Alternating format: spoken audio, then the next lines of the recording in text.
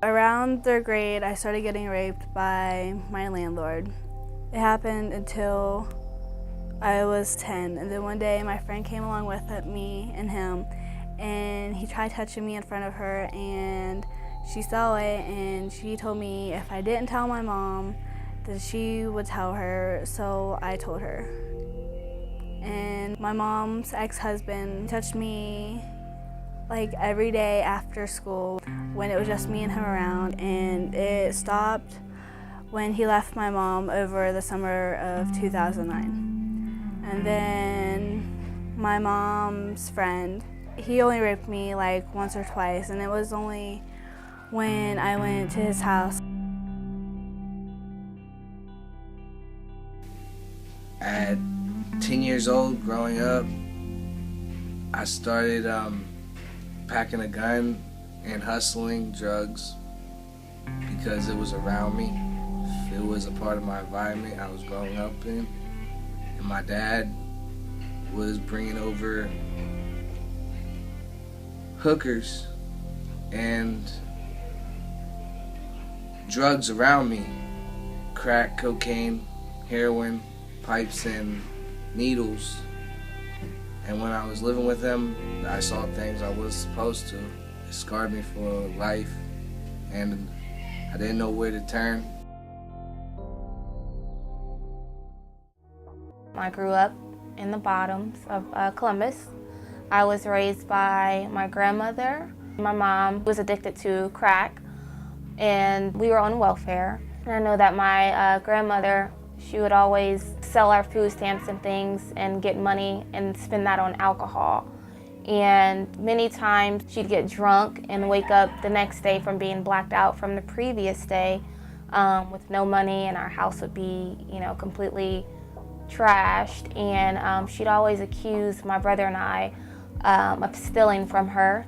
At that time, I was attending a high school Bible study through City Life, where I had met Erica and Amy, and I had called Erica and asked if she would come and pick me up, and I explained to her what was going on. I ended up living with her and Amy for about 10 months, and the reason why that didn't work out is because I just felt like I didn't have to bear the consequences for my actions. So I moved back home, and nothing had changed.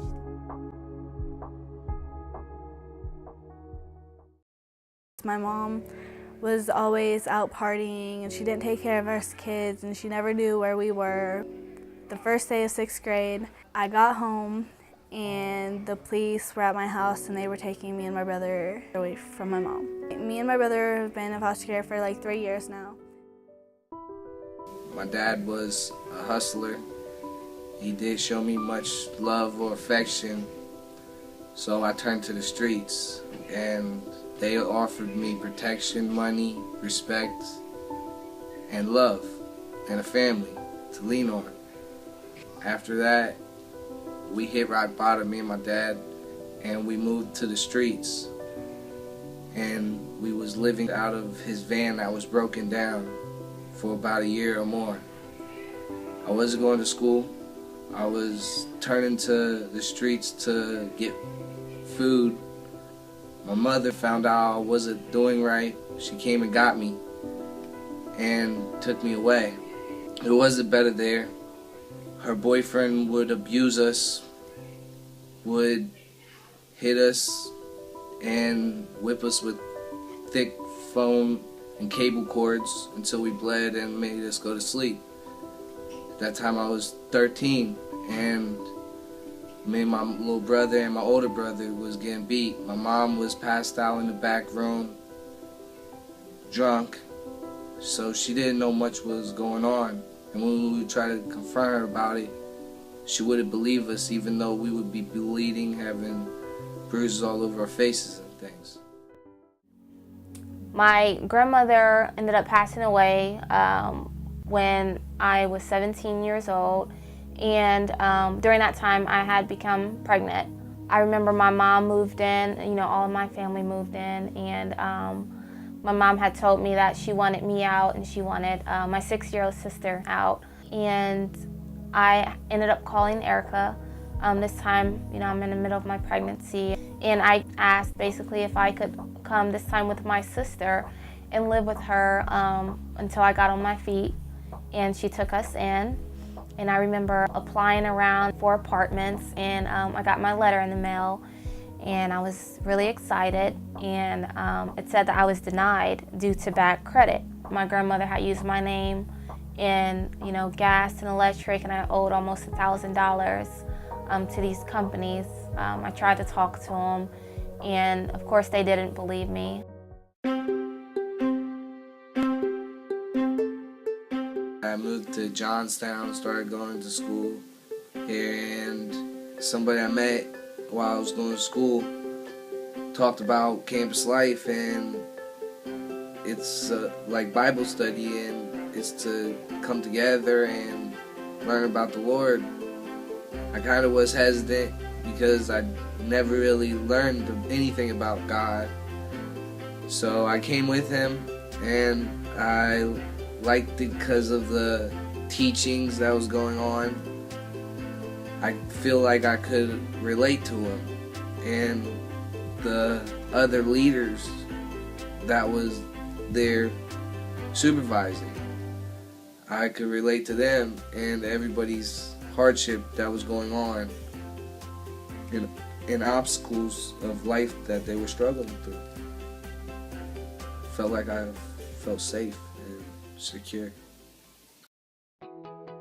So then I came to the City Life Center where I had talked to Brian, and he had got my credit cleared for me, and I had my very own house exactly 1 week before giving birth to my daughter.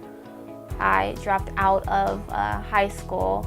I then joined the Teen Moms program here, and eventually I got my high school diploma. And as soon as I turned 18, I had got custody of my 6-year-old sister and my 16-year-old brother.